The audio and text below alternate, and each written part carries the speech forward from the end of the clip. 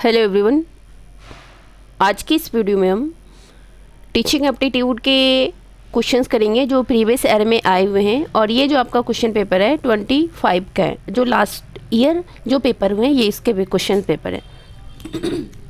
तो चलिए शुरू करते हैं। शुरू करने से पहले आप वीडियो को लाइक करें, शेयर करें। अगर आप चैनल पर नए हैं तो चैनल को सब्सक्राइब जरूर कर लें ताकि आने वाले नोटिफिकेशन आपको मिलता रहे। ठीक है, तो इस वाले सेट में ना सारे सेक्शन अलग अलग कर रखे हैं। जैसे ये आपका हो गया सेक्शन जनरल इंटेलिजेंस का है, तो ऐसा ही हम अपने चलते हैं टीचिंग एप्टीट्यूड के क्वेश्चंस पे।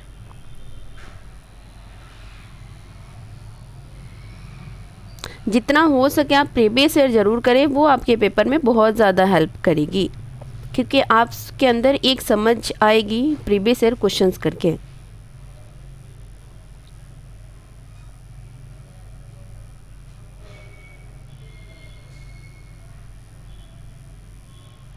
यहाँ से आपका टीचिंग एप्टीट्यूड मतलब सेक्शन टीचिंग एप्टीट्यूड शिक्षण योग्यता यहाँ से आपका शुरू होता है। तो चलिए क्वेश्चन नंबर 26 से करते हैं हम। क्वेश्चन नंबर फर्स्ट कहता है which view of children is correct, मतलब बच्चों के बारे में कौन सा दृष्टिकोण सही है। फर्स्ट कहता है children bring experience and language useful for teaching. Children enter as blank slate. Children are inherently roadway and need control. All children must learn and decent language first. मतलब बच्चे ऐसे अनुभव और भाषा लेकर आते हैं जो शिक्षण में सहायक होते हैं। बच्चे कोरा स्लेट बनकर आते हैं। बच्चे स्वभाव से शरारती होते हैं और उन्हें नियंत्रण में रखने की आवश्यकता होती है। सभी बच्चे को पहले सभ्य भाषा सीखनी चाहिए। तो बताइए इसका सही आंसर क्या होगा। आई होप कि आपको ये क्वेश्चन समझ आई होगी। ये क्वेश्चन आपसे पूछ रहा है which view of children is correct, मतलब बच्चों के बारे में कौन सा दृष्टिकोण सही है। तो आपको ये बात बता दिया जाए कि जो चिल्ड्रेन होते हैं इंटायर एज ब्लैंक स्लेट नहीं होते हैं, मतलब वो एक कोरा स्लेट बनकर नहीं आते स्कूल में। जैसे कि हमने आपको लास्ट कई सारे वीडियो में बता रखा है कि जो बच्चों का लैंग्वेज डेवलपमेंट होता है बर्थ से लेकर के 6 ईयर तक बहुत फास्टेस्ट लैंग्वेज डेवलपमेंट होता है। ठीक है, तो आपका बी तो गलत हो जाएगा ना। आता है सी के पास बच्चे सभी स्वभाव से शरारती होता है और उन्हें नियंत्रण में रखने की आवश्यकता होती है। हम बच्चे को क्यों नियंत्रण में रखें, है ना, हमें उनको नियंत्रण में रखने की कोई ज़रूरत नहीं है। सभी बच्चों को पहले सभ्य भाषा सीखनी चाहिए। ये भी आपका गलत हो जाएगा। जरूरी all children must learn a decent language first, नहीं, बच्चों का तो एक मदर टंग होता है जो मातृभाषा होती है, जिसको बच्चे खुद एक्वायर कर लेते हैं, अर्जन कर लेते हैं। ठीक है, तो ये आपके बी सी डी तो गलत हो जाएगा। तो आपका सही आंसर हो जाएगा option first is a right answer. बच्चे ऐसे अनुभव और भाषा लेकर आते हैं जो शिक्षण में सहायक होते हैं। Option first is a right answer. Next पे चलते हैं। क्वेश्चन नंबर 27 कहता है which statement are correct about children and society. Children and society के बारे में कौन सा जो ऑप्शंस है जो करेक्ट है। बच्चे और समाज के बारे में ये कहता है बच्चों और समाज के बारे में कौन सा कथन सही है। फर्स्ट कहता है अच्छे परिवारों और पृष्ठभूमियों से आने वाले बच्चे स्वाभाविक रूप से अच्छे होते हैं। घटिया परिवार से आने वाले बच्चे शरारती और अनुशासनहीन होते हैं। ये तो बिल्कुल निगेटिव ऑप्शंस हो गया आपका ना। सभी बच्चों में सीखने की क्षमता होती है, बिल्कुल सही बात है। अलग अलग बच्चों के अनुभव भिन्न होते हैं और वे एक दूसरे से सीखते हैं, बिल्कुल सही बात है। तो बताइए इसका सही आंसर क्या होगा। अच्छे परिवार और पृष्ठभूमि से आने वाले बच्चे स्वाभाविक रूप से अच्छे होते हैं। ज़रूरी थोड़ी है कि जो अच्छे परिवार से वो अच्छे होंगे और जो घटिया तो कोई परिवार नहीं होता है ना, ऐसा नहीं कह सकते हम किसी के बारे में। तो आपका क्या फर्स्ट सेकेंड तो गलत हो गया। अब जिस ऑप्शन में फर्स्ट है वो आपका आंसर नहीं होगा। ए में फर्स्ट एंड सेकेंड है, ये आपका आंसर नहीं होगा। बी में भी फर्स्ट है, ये भी आपका आंसर नहीं होगा। सी में थर्ड एंड फोर्थ है और डी में ऑल स्टेटमेंट है फर्स्ट एंड फोर्थ। तो बताइए इसका सही आंसर क्या होगा।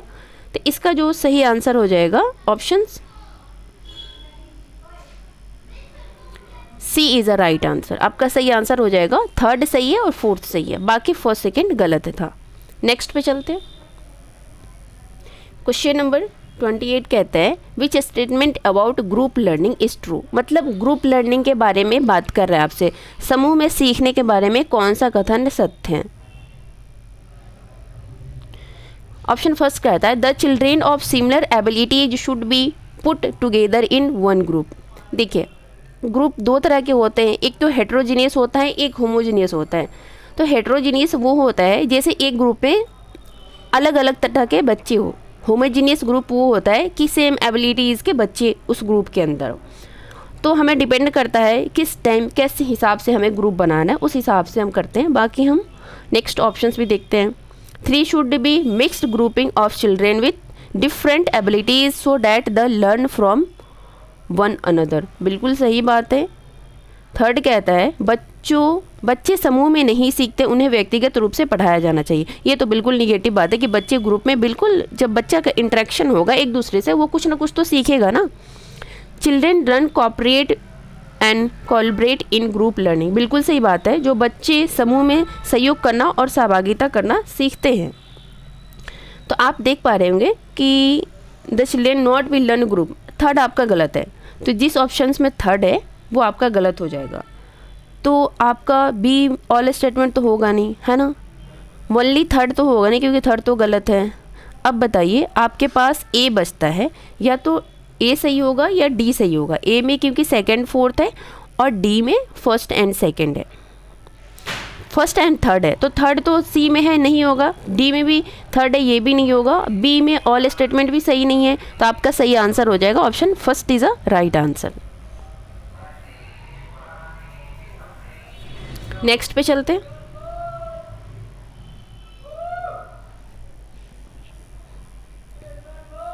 क्वेश्चन नंबर 29 देखते हैं। ये कहता है which describe an ideal teacher is role, मतलब आदर्श शिक्षक की भूमिका को कौन सा विकल्प सबसे अच्छे से दर्शाता है। एक आदर्श आइडियल टीचर का रोल कैसा होना चाहिए। फर्स्ट कहता है छात्रों के साथ मिलकर ज्ञान और विचारों की खोज करना, विषय वस्तु देना लेकिन दूरी बनाए रखना। क्या बच्चों से हमें दूरी बना के रखना चाहिए, तो बी तो आपका निगेटिव हो गया, बी सही नहीं है। सेकंड कहता है दूरी बनाए रखने ताकि छात्र ध्यान से सुने, आपका डी भी गलत हो जाएगा। एक सर्व विशेषज्ञ के रूप में ज्ञान का अंतरण करना। फर्स्ट क्या कहता है छात्रों के साथ मिलकर और विचारों की खोज करना।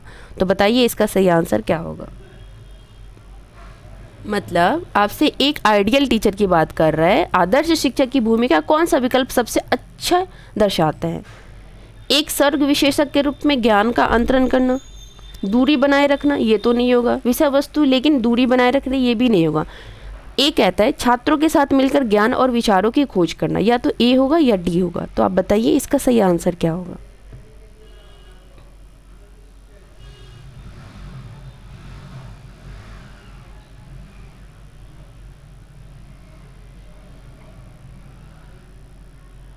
तो इसका सही आंसर हो जाएगा option number first is a right answer. ठीक है, आप सभी के लिए एक इन्फॉर्मेशन है कि जो भी लोग मतलब कि बीएड एंट्रेंस से देने वाले हैं उनके लिए मॉक टेस्ट रेडी है।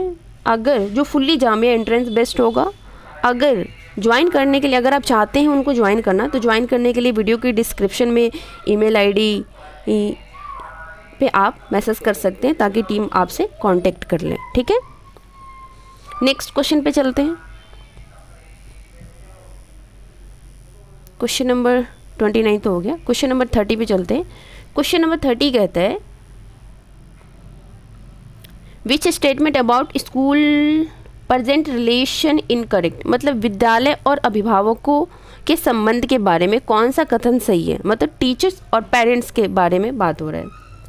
ठीक है, क्वेश्चन कह रहा है विद्यालय, स्कूल और पेरेंट्स के संबंधों के बारे में कौन सा कथन सही है। फर्स्ट कहता है सभी अभिभावकों को विद्यालय की कार्य प्रणाली में अपनी बात को रखने का अधिकार होना चाहिए। जिन बच्चों का आपराधिक रिकॉर्ड हो उनके अभिभावकों को प्रतिबंध किया जाना चाहिए। कभी कभी अभिभावक परेशानी का कारण होते हैं, उन्हें हस्तक्षेप नहीं करना चाहिए। केवल अच्छे परिवारों के अभिभावकों को विद्यालय की गतिविधि में भाग लेने के लिए आमंत्रित किया जाना चाहिए। तो आप बताइए इसका सही आंसर क्या होगा। इतना प्रैक्टिस करने के बाद आपको ना आपके एक पैटर्न बन जाएगा प्रैक्टिस करने के बाद कि हाँ हमें आंसर्स कैसे करना है, हमें एलिमिनेट करना है ऑप्शंस को, कौन सा ऑप्शन नहीं होगा। तो इसका सही आंसर क्या होगा? बी सी डी तो बिल्कुल निगेटिव बात है कि आपराधिक जो है उसके माँ बाप को नहीं बुलाना चाहिए, जो केवल अच्छे परिवारों को। जहाँ अगर आपके ऑप्शंस में वनली आ जाए वो आपका बिल्कुल नेगेटिव ऑप्शन है, वो आपका सही हो ही नहीं सकता है। तो आपका सही आंसर होगा all parents should have a voice in working of the school, मतलब सभी अभिभावकों को विद्यालय की कार्य प्रणाली में अपनी बात रखने का अधिकार होना चाहिए। A is a right answer. Next पे चलते हैं। ये कहता है which of the following classroom arrangement best supports the holistic development of children. जहाँ आपसे होलिस्टिक डेवलपमेंट आ जाए, जहाँ आपसे 360 डेवलपमेंट आ जाए, जहाँ आपसे ओवरऑल डेवलपमेंट आ जाए, इस सब का मतलब एक ही होता है। ठीक है, तो फर्स्ट कहता है girls and boys study together and learn to interact respectfully होना चाहिए। Girls and boys should sit in separate row to maintain discipline. बहुत ऐसे इसको आज भी ऐसे बहुत सारे इसके स्कूल होते हैं जिसमें सेपरेट बच्चों को बैठाया जाता है। पढ़ाई पर ध्यान केंद्रित करने के लिए लड़के और लड़कियों को अलग अलग वर्गों में रखा जाए। नैतिक व्यवहार को बढ़ावा देने के लिए लड़के और लड़कियों की अलग बैठने की व्यवस्था हो। तो बताइए इसका सही आंसर क्या होगा? लड़के और लड़कियों के साथ पढ़े और सम्मानपूर्वक संवाद करना सीखे। Option first is a right answer. Next question पे चलते हैं। क्वेश्चन नंबर 32 कहते हैं which of the following statement about agency of education is correct? School are agency of education, peer group and media are agency of education, family is an agency of education, state through its policy is also an energy of education, all statement are correct। मतलब आपको बताना है इसमें से कौन सा सही है। आपको हिंदी में बता दें, ये कहता है विद्यालय की एजेंसियों के बारे में निम्न में से कौन सा कथन सही है? विद्यालय शिक्षा की एजेंसियां हैं, सहपाठी समूह और मीडिया शिक्षा की एजेंसियां हैं, परिवार भी शिक्षा की एजेंसियां हैं, राज्य भी अपने नीतियों के माध्यम से शिक्षा की एजेंसी है। तो बताइए इसका सही आंसर क्या होगा? इसका सही आंसर क्या होगा? तो इसका सही आंसर हो जाएगा option first is a right answer. ये सारे एजेंसी है। अगर एजेंसी में प्राइमरी और सेकेंडरी पूछ देता है आपसे, अगर प्राइमरी एजेंसी अगर इस क्वेश्चंस में जैसे शिक्षा की एजेंसियों के बारे में कौन सा कथन सही है आपसे ये पूछ रहे हैं, अगर आपसे ये पूछ दिया जाता प्राइमरी एजेंसी क्या है, तो प्राइमरी एजेंसी क्या होती है? फैमिलीज होती है। सेकेंडरी एजेंसी में आपका स्कूल आ जाता है, आपकी मीडिया आ जाती है, परिवार फैमिली के अलावा जो भी चीज़ें आती है सेकेंडरी में आती है। ठीक है, नेक्स्ट पे चलते हैं। क्वेश्चन नंबर 33 कहता है व्हाट इज़ द मोस्ट, एक सेकेंड, क्वेश्चन नंबर 33 कहता है, आई होप कि आपको दिख रहा होगा, विद्यालय में मध्याह्न भोजन करते समय सबसे वांछनीय व्यवहार क्या है? Eating the mid day meal in school, मतलब मिड डे मील स्कूल के बारे में आपसे पूछा जा रहा है। फर्स्ट कहता है teacher and student should eat together to foster mutual respect, teacher and student should sit separately during the meal, student from different background should be seated separately। ऐसा थोड़ी है बैकग्राउंड के हिसाब से हम बच्चे को अलग अलग बैठाएंगे, तो सी तो आपका गलत हो जाएगा। डी कहता है only student from good family should be, जहाँ वनली आया ना वो आपका तो आंसर होगा नहीं, तो सी डी तो आपका आंसर नहीं होगा। बाकी ए बी में बताइए सही आंसर क्या होगा? आपसे पूछ रहा है विद्यालय में मध्याह्न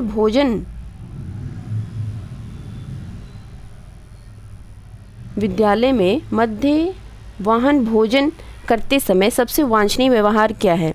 शिक्षक और छात्र को साथ बैठकर भोजन करें जिसमें परस्पर सम्मान विकसित हो, शिक्षक और छात्र भोजन के समय अलग बैठें। तो बताइए इन दोनों में से सही आंसर क्या होगा? बाकी सी डी तो आपका आंसर नहीं होगा, है ना, क्योंकि बैकग्राउंड से हमें बच्चे को अलग अलग नहीं बांटना है। तो इसका सही आंसर हो जाएगा option first is a right answer. Next पे चलते हैं। क्वेश्चन नंबर 34 कहता है which of the following should not be features of a good school library. Good school library का कौन सा फीचर नहीं हो सकता है ना। अच्छे विद्यालय पुस्तकालय की कौन सी विशेषता नहीं होनी चाहिए। छात्र केवल पाठ्य पुस्तक उधार ले सकते हैं, शिक्षक कोई भी पुस्तक ले सकते हैं। हमने आपको क्या बताया, जहाँ वनली आएगा वो आपका आंसर नहीं होगा, है ना। बी कहता है पुस्तकालय में कहानी की किताबें और विविध साहित्य सम्मिलित हो, छात्रों को पुस्तकें घर ले जाने की अनुमति हो, लेखकों के साथ संवाद और कार्यशालाओं का आयोजन हो। तो बताइए इसका सही आंसर क्या होगा।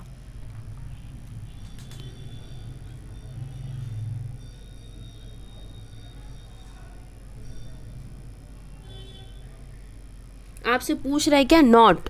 तो जो नॉट होगा तो हमने पहले ही ऑप्शंस में देख लिया कि जहाँ वनली कह रहा है वो आपका आंसर नहीं होगा। बाकी बी सी डी आपका सही है। जो आपका सही नहीं है वो है आपका ई।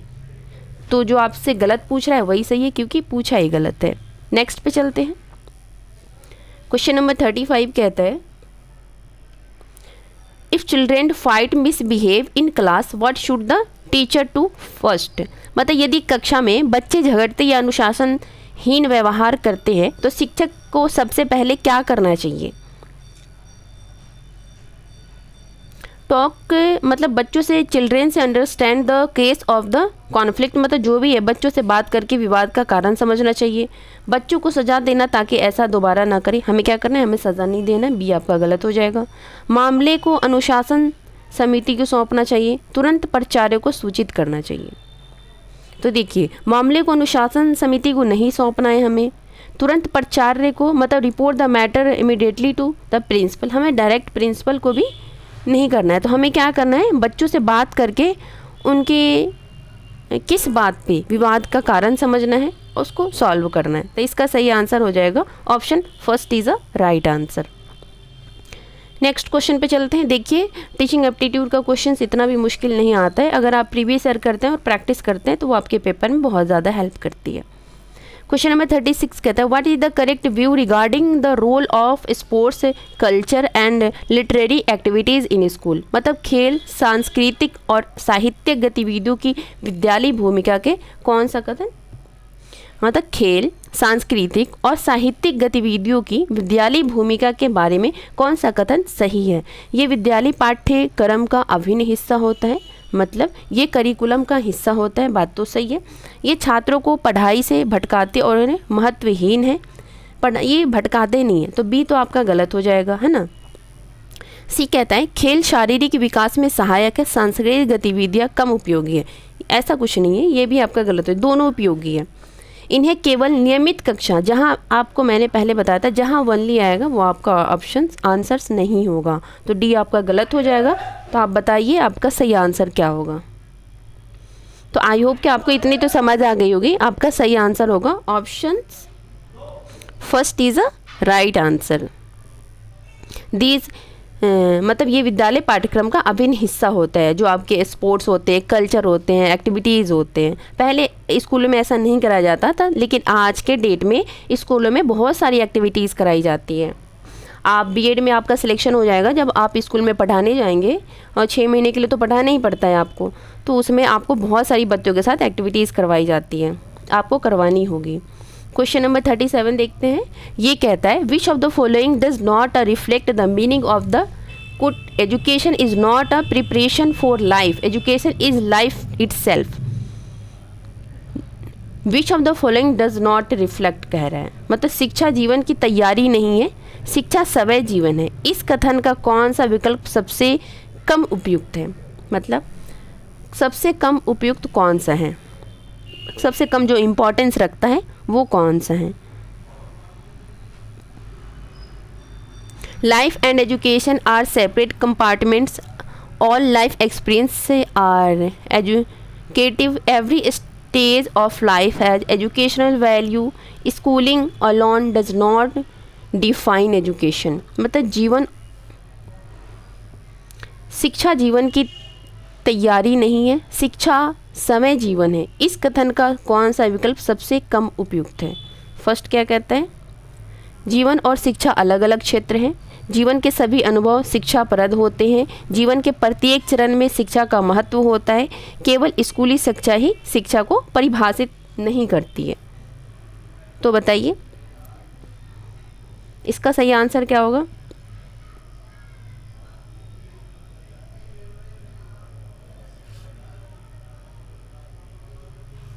तो इसका सही आंसर हो जाएगा ऑप्शंस,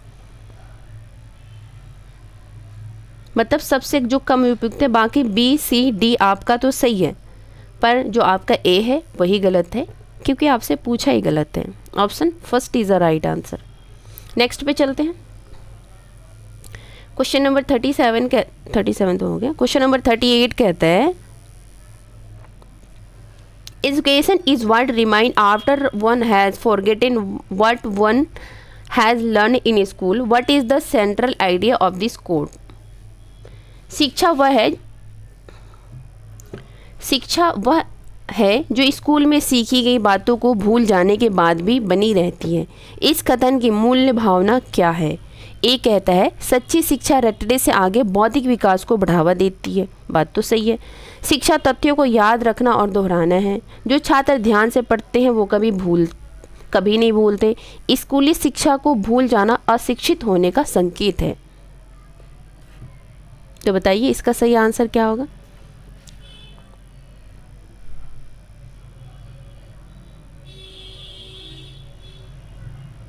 तो इसका सही आंसर हो जाएगा option first is a right answer. जो सच्ची शिक्षा रटने से आगे बौद्धिक विकास को बढ़ावा देती है, ठीक है, इंटेलेक्चुअल ग्रोथ का डेवलपमेंट होता है। तो option first is a right answer. बाकी यहाँ याद करने की शिक्षा में कहीं भी आपको याद करना रटने की बात भी आएगी ना, तो वो आपका नेगेटिव ऑप्शंस होगा। नेक्स्ट पे चलते हैं। क्वेश्चन नंबर 39 कहता है which of the following is least relevant and a purpose of classroom group activities. कक्षा में समूहगत गतिविधियों का निम्न में से कौन सा उद्देश्य कम से कम प्रासंगिक है? सहपाठी से सीखने के अवसर, क्रियात्मक रूप से सीखना, सामाजिक कौशलों का विकास, कक्षा में अनुशासन बनाए रखना। सहपाठी से सीखने का अवसर मतलब सबसे कम से कम प्रासंगिक है। तो इसका सही आंसर हो जाएगा option D is a right answer. A B C तो सही है कि पीयर लर्निंग अपॉर्चुनिटीज़ होना चाहिए, लर्निंग बाय डूइंग होना चाहिए, मतलब करके सीखने पे जोर देना चाहिए, डेवलपिंग सोशल स्किल ये भी होना चाहिए। तो जो क्या नहीं होना चाहिए, मेंटेनिंग क्लासरूम डिसिप्लिन, मतलब कक्षा में अनुशासन बनाए रखने की ज़रूरत नहीं है। क्वेश्चन नंबर 40 कहते हैं which of the following is not a goal of classroom discussion and विवादास्पद सामाजिक वैज्ञानिक विषयों पर कक्षा चर्चा का कौन सा उद्देश्य नहीं है? Forcing student to agree with each other, developing critical thinking skill, विविध दृष्टिकोण की सराहना करना, तर्कपूर्ण विचारों का विकास करना। मतलब not a goal of classroom, मतलब क्लासरूम का गोल नहीं होता है, वो आपसे पूछ रहा है। ये होता है डेवलपिंग तर्कपूर्ण विचारों का विकास करना, बिल्कुल क्रिटिकल थिंकिंग होना चाहिए, विविध दृष्टिकोण की सराहना करना, ये भी होना चाहिए। तो हमें क्या नहीं होना चाहिए? तो ऑप्शन फर्स्ट नहीं होना चाहिए। छात्रों को एक दूसरे से सहमत होने के लिए बाध्य नहीं करना है किसी को, ठीक है, किसी को फोर्स नहीं करना है, एग्री विथ ईच अदर, क्योंकि आपसे नॉट पूछा जा रहा है। तो option first is a right answer.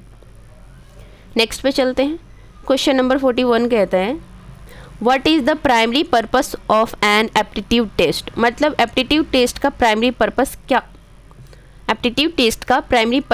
क्या है? मतलब अभिरुचि परीक्षण एप्टीट्यूड टेस्ट का प्राथमिक उद्देश्य क्या है? फर्स्ट कह रहा है औपचारिक प्रशिक्षण से पहले किसी क्षेत्र में सफलता की संभाव्यता का मूल्यांकन करना, किसी विषय में गहन अध्ययन के बाद दक्षता की माप, उपचारात्मक सहायता के लिए अधिगम कठिनाइयों का निदान करना, संख्यात्मक समस्या समाधान के माध्यम से बुद्धि की गणना करना। तो बताइए इसका 41 का सही आंसर क्या होगा? आप क्वेश्चन को एलिमिनेट करना सीखें। हाँ, ये आंसर नहीं होगा, ठीक है ना। जैसे तो इसका सही आंसर होगा औपचारिक शिक्षण से पहले किसी क्षेत्र में सफलता की संभावना का मूल्यांकन करना, मतलब A is a right answer. Next पे चलते हैं। कितना क्वेश्चंस है, 42 पे हम कर रहे हैं, ये तो बहुत क्वेश्चंस हैं। नहीं ये तो नहीं है।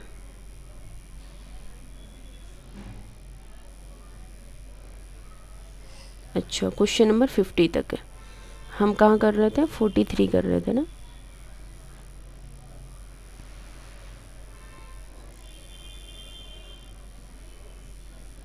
अच्छा हमने 42 कर लिया है, 43 करना है। नहीं हमने 41 कर लिए, 42 करना है अभी। क्वेश्चन नंबर 42 कहता है which statement best describe the difference between an curriculum and syllabus. Curriculum and syllabus में डिफरेंस आपसे पूछा जा रहा है। आपको एक सिंपल सी लैंग्वेज में समझा दें इस क्वेश्चन को सॉल्व करने से पहले। सिलेबस क्या होता है, करिकुलम क्या होता है।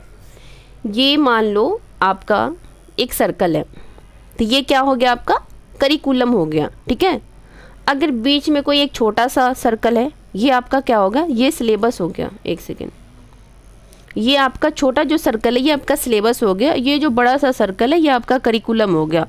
जो सिलेबस है वो आपके करिकुलम का एक छोटा सा हिस्सा है। सिलेबस वो होता है जो आपकी बुक्स होती है, जो आपको क्या पढ़ना है क्या नहीं पढ़ना है उसके बारे में होता है। और जो करिकुलम होता है वो होता है जो आपकी स्कूल में जितनी सारी, जैसे आप स्कूल में इंटर करते हैं और जितनी सारी उसके अंदर एक्टिविटीज़ आ जाती हैं, वो सारा आपका करिकुलम हो गया। और सिलेबस आपका ये छोटा सा एक हिस्सा हो गया। करिकुलम का पार्ट है सिलेबस, ना कि सिलेबस का पार्ट है करिकुलम, ठीक है। अब हम अपने क्वेश्चंस पे चलते हैं।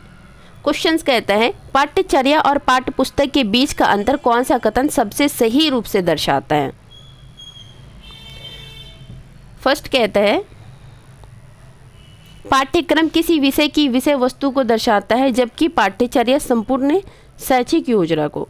पाठ्यक्रम संपूर्ण अधिगम रूपरेखा है और पाठ्यचर्या उसका भाग है। पाठ्यचर्या और पाठ्यक्रम शब्द और संदर्भ में समानार्थक है। पाठ्यचर्या विषय वस्तु को सूचीबद्ध करती है, जबकि पाठ्यक्रम सामान्य उद्देश्य को। तो बताइए इसका सही आंसर क्या होगा। A curriculum lists a specific topic while the syllabus defines general goals.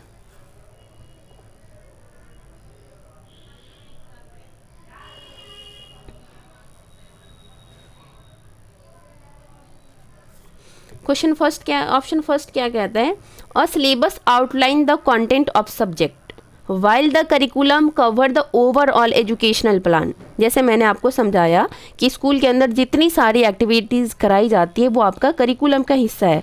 और सिलेबस क्या है, outline the content of a subject, किसी एक सब्जेक्ट का जो सिलेबस होता है, जैसे आपका टीचिंग एप्टीट्यूड हो गया, तो ये क्या है, ये क्या सिलेबस है ना। इसमें क्या पढ़ना है नहीं पढ़ना है। लेकिन अगर आप किसी स्कूल में पढ़ते हैं, तो अगर मान लो आप बीएड में एडमिशन ले लेते हैं और बीएड के अंदर आपको ये सिलेबस भी होगा, आपका एसईपी भी होगा, स्कूल एक्सपीरियंस प्रोग्राम होगा, अदर एक्टिविटीज़ होगी, बहुत सारे मॉडल वगैरह बनाने पड़ेंगे, तो ये सब क्या हो गया, वो करिकुलम का हिस्सा हो गया। तो इसका सही आंसर हो जाएगा option first is a right answer. A syllabus outline the content of subject, ठीक है। सब्जेक्ट के कंटेंट का आउटलाइन होता है जो सिलेबस होता है, while the curriculum cover the overall educational plan, ठीक है। नेक्स्ट पे चलते हैं। क्वेश्चन नंबर 43 कहता है which of the following not a typical feature of a brain storming in the classroom. मतलब कक्षा में ब्रेन स्टॉर्मिंग की कौन सी विशेषता नहीं है। थोड़े समय में बहुत से विचार उत्पन्न करना, रचनात्मक और विविध सोच को शामिल करना, सभी छात्रों को भागीदारी का अवसर देना, एक सख्त चरणबद्ध शिक्षण प्रारूप का उपयोग करना। तो बताइए इसका सही आंसर क्या होगा।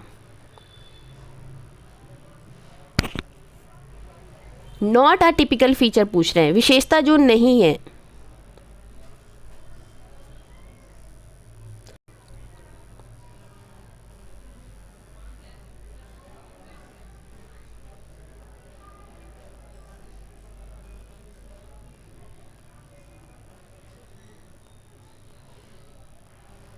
ये तो सही होगा कि बहुत कम थोड़े समय में बहुत सारे विचार, generation of many ideas in a short period, ये तो आपका ए सही है।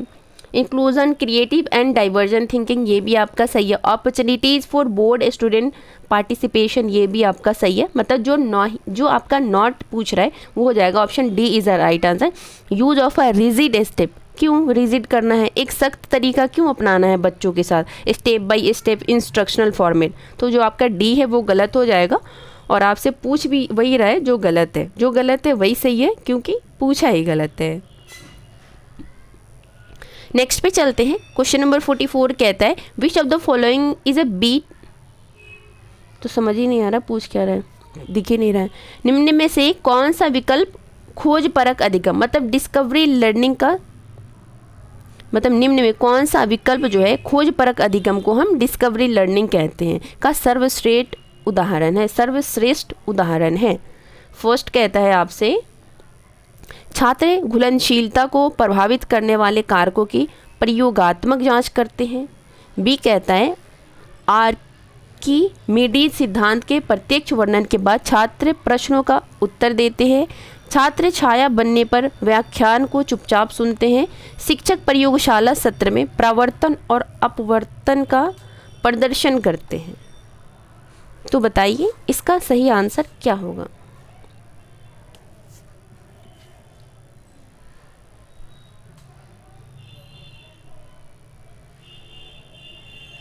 तो इसका सही आंसर हो जाएगा option first is a right answer. जो बच्चे होते हैं छात्र घुलनशीलता को प्रभावित करने वाले कारकों की प्रयोगात्मक जांच, मतलब प्रयोग करते हैं, डिस्कवर करते हैं, तो इसका सही आंसर होगा option first is a right answer. Next पे चलते हैं। क्वेश्चन नंबर 45 कहता है in middle school education what is the, क्या लिखा हुआ है, progression in the teaching learning process, मतलब माध्यमिक विद्यालय शिक्षा में शिक्षण अधिगम की कौन सी प्रगति वांछनीय है। ठोस अनुभव से मूर्त अवधारणा की ओर, from concrete experience to abstract concept, अपरिचित जानकारी से परिचित ज्ञान की ओर, सामान्य नियमों से विशिष्ट उदाहरण की ओर, तार्किक क्रम से मनोवैज्ञानिक आवश्यकता की ओर। तो बताइए इसका सही आंसर क्या होगा। पूछ रहा है आपसे माध्यमिक विद्यालय शिक्षा में शिक्षण अधिगम की कौन सी प्रगति वांछनीय है। In middle education what is the progression in the teaching learning process.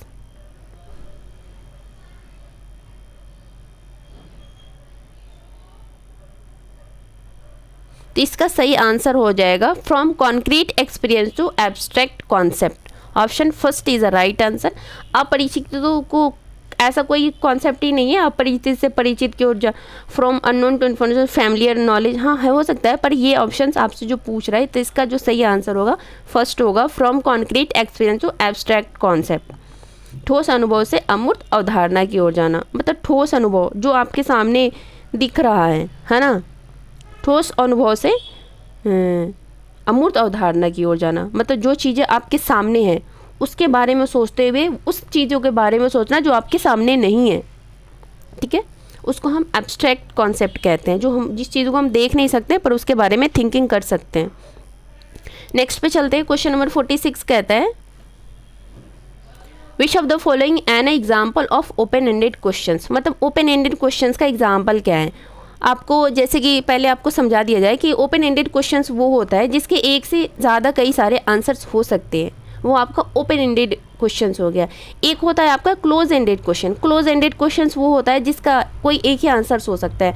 जैसे आपसे ये पूछ लिया जाए कि पॉल्यूशन इन्वायरमेंट डे कब मनाया जाता है, तो सबका एक ही आंसर्स होगा कि कोई एक डेट होगा जिस डेट को मनाया जाता होगा। तो अगर आपसे, तो ये आपका क्या हो गया, क्लोज एंडेड क्वेश्चंस हो गया। अगर आपसे ये पूछा जाए कि मतलब कि आज के डेट में पॉल्यूशन इतना ज़्यादा बढ़ गया है, CO2 इतना ज़्यादा बढ़ गया है, इसको कम करने के लिए हमें क्या क्या उपाय करना चाहिए, तो ये आपका क्या हो गया। इसमें सारे बच्चों का, सारे लोगों का अलग अलग रिस्पॉन्ड होगा, अलग अलग आंसर्स होंगे, तो ये आपका क्या हो गया, ओपन एंडेड क्वेश्चंस हो गया, ठीक है। तो चलिए देखते हैं। कहता है निम्न में कौन सा विकल्प एक मुक्त अंत ओपन एंडेड प्रश्न का उदाहरण है, ठीक है, ओपन एंडेड क्वेश्चंस का उदाहरण है। How might the appearance of a species impact for food web, what is the food chain, what is the definition of food, what is the difference between a food chain and food web, मतलब खाद्य श्रृंखला और खाद्य जाल में क्या अंतर है। तो बताओ what is the food chain, इसका तो सबका एक ही आंसर होगा। What is the definition of food, definition भी लगभग सेम ही होगा सबका। What is the difference between a food chain and food web, लेकिन आपका जो अलग है ओपन एंडेड क्वेश्चन है वो आपका हो जाएगा option first is a right answer. किसी प्रजाति के विलुप्त होने से खाद्य जाल पर क्या प्रभाव पड़ सकता है, तो ये आपका ओपन एंडेड क्वेश्चंस हो गया। और इसमें अगर आप 5 बच्चों से क्वेश्चन करेंगे तो सबके अलग अलग आंसर्स होंगे, ठीक है। नेक्स्ट पे चलते हैं। क्वेश्चन नंबर 47 कहता है a student frequently distract during lesson, what is the most appropriate teacher response, मतलब यदि कोई छात्र कक्षा में बार बार ध्यान भटकाता है तो शिक्षक की सबसे उपयुक्त प्रतिक्रिया क्या होगी। अनौपचारिक बातचीत शुरू करना ताकि ध्यान भटकने का कारण समझा जा सके, व्यवहार को अनदेखा करना और पढ़ाना जारी रखना, फोकस सुधारने के लिए अतिरिक्त कार्य देना, छात्र को तब तक कक्षा से बाहर भेज देना जब तक वह ध्यान ना दे। तो बताइए इसका सही आंसर क्या होगा।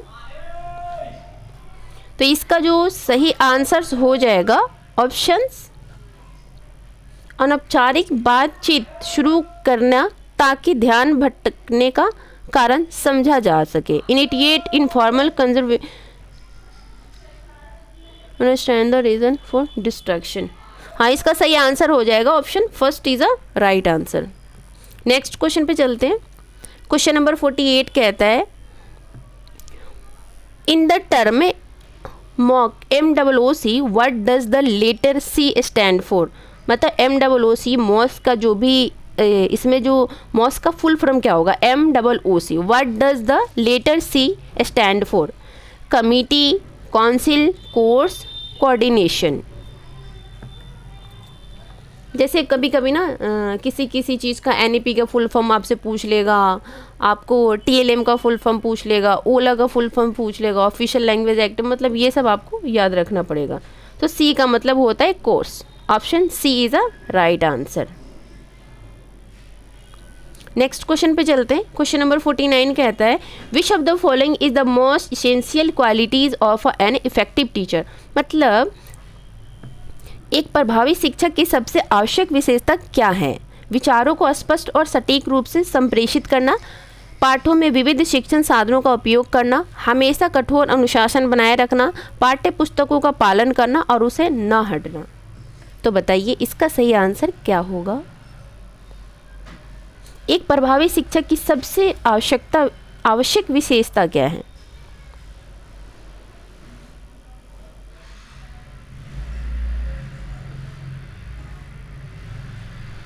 तो इसका सही आंसर हो जाएगा option first is a right answer, मतलब वो ऐसा होना चाहिए जिसका उसका कम्युनिकेशन अच्छा होना चाहिए, आइडियाज़ क्लियर होना चाहिए एंड एक्यूरेटली होना चाहिए, मतलब विचारों को स्पष्ट और सटीक रूप से संप्रेषित करना।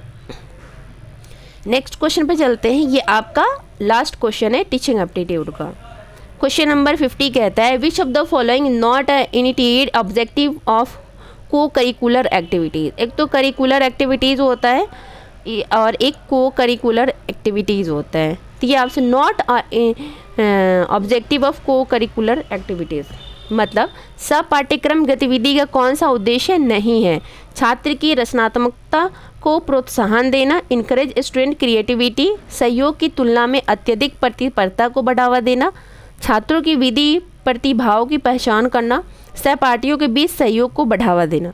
तो बताइए इसका सही आंसर क्या होगा।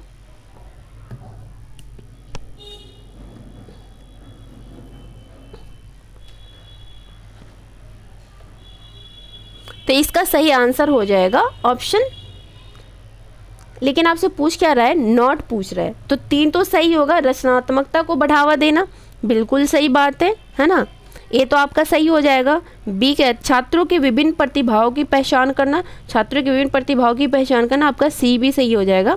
सहयोग और टीम वर्क विकसित करना, है ना। तो आपका डी भी सही हो जाएगा। तो आपका जो सही नहीं होगा वो हो जाएगा सहयोग की तुलना में अत्यधिक प्रतिस्पर्धा को बढ़ावा देना, है ना। प्रमोटिंग मतलब ज़्यादा प्रतिस्पर्धा को मतलब कि बढ़ावा नहीं देना है। तो आपका जो सही आंसर हो जाएगा option B is a right answer, क्योंकि बी ही गलत है और आपसे पूछा ही गलत है, नॉट पूछ रहा है। तो इस वीडियो में हमने टोटल जो भी 25 में पेपर हुए थे, जिसके जितने भी टीचिंग एप्टीट्यूड के क्वेश्चन थे उसको हमने किया। आई होप कि आपको ये वीडियो पसंद आएगी और आप इस वीडियो को ज़रूर देखें, जितना हो सके प्रैक्टिस करें प्रीवियस ईयर की, वो आपके पेपर में बहुत ज़्यादा हेल्प करेगी। ठीक है, अगर किसी को मार्क्स चाहिए तो कॉन्टेक्ट कर सकते हैं हमारी टीम से। Thank you. मिलते हैं आपसे नेक्स्ट वीडियो में। वीडियो को लाइक करें, शेयर करें, चैनल पर नए तो चैनल को सब्सक्राइब जरूर करें।